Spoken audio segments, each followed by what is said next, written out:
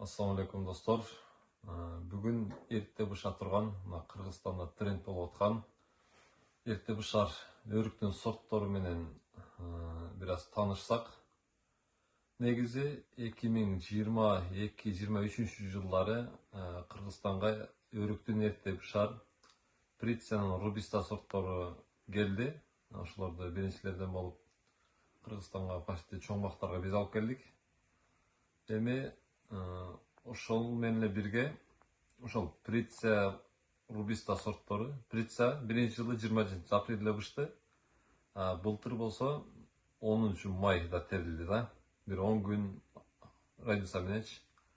Эми ошол Прициядан дагы эрте бышып аткан өрүктүн сорттору бар. Негизи бул жакта эми китеби бар да. Баягы өрүктөрдүн мисалы апрелдин 21-нен баштап сентябрдын 15-20-ларына чейинки бышкан мындай өрүктүн каталог расписаниясы бар да.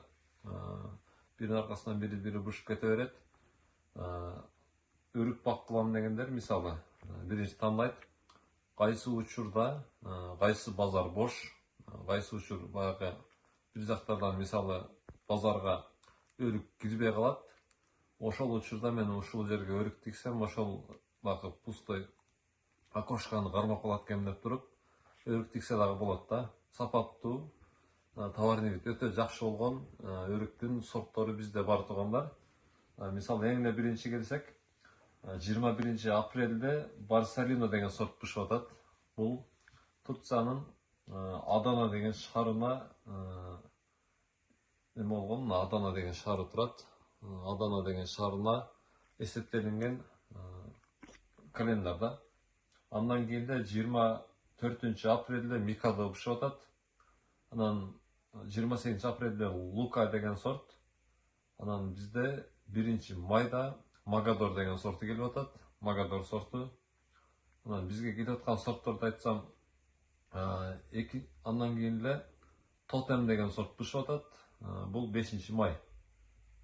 Анан келип эң баягы товарный өтө күчтүү, өтө жакшы болгон, толугу менен кызарган, мисалы Google'дан деле карасаңар, самый красный абрикос деп деле издесеңер, сразу Fuego деп чыгат.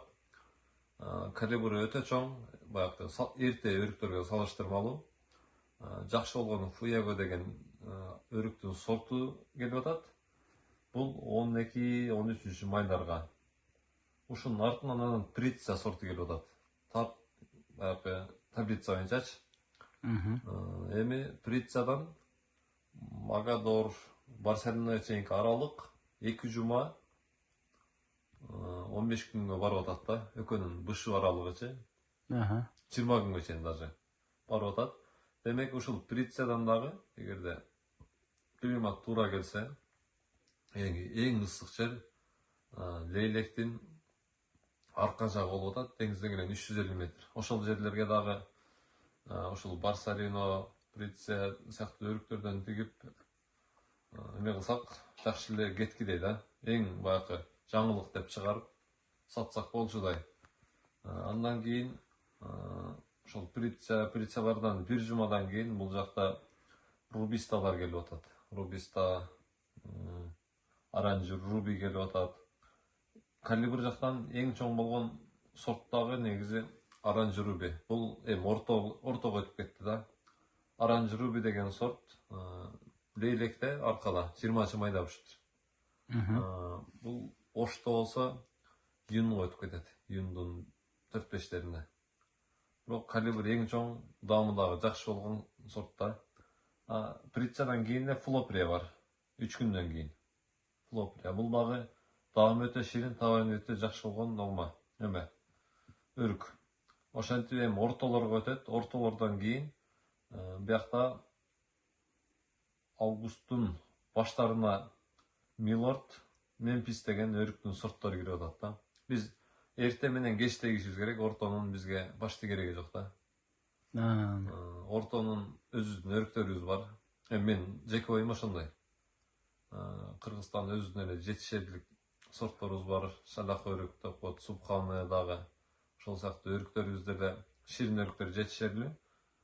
Анан кечки, мисалы көлдө деле өрүк бышып жатып калды. Бирок не болду? Сентябрь, августтун аягы сентябрга келгенде кайра эле баасы 200 сомго көтөрүлүп, 150 сом көтөрүлүп атат да, кечкиси. Бул жерде товарный вид өтө жакшы болгон. Мына Милорд, Мемфис деген өрүктөр бар.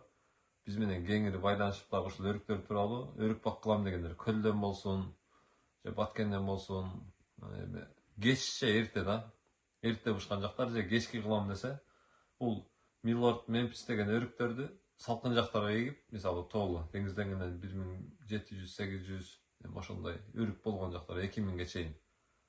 Ошол жактарга тиксек, октябрга бышсак да боло турган өрүктүн сорттору бар да. Өрүктөр тууралуу эми ошондой, кайсыл жер болсо, кандай болсо, эми Прица деп эле Прицага аралашып жатып албайм. Мисалы, Прицадан дагы жакшы болгон Микадо, Магадар деген сорттор бар.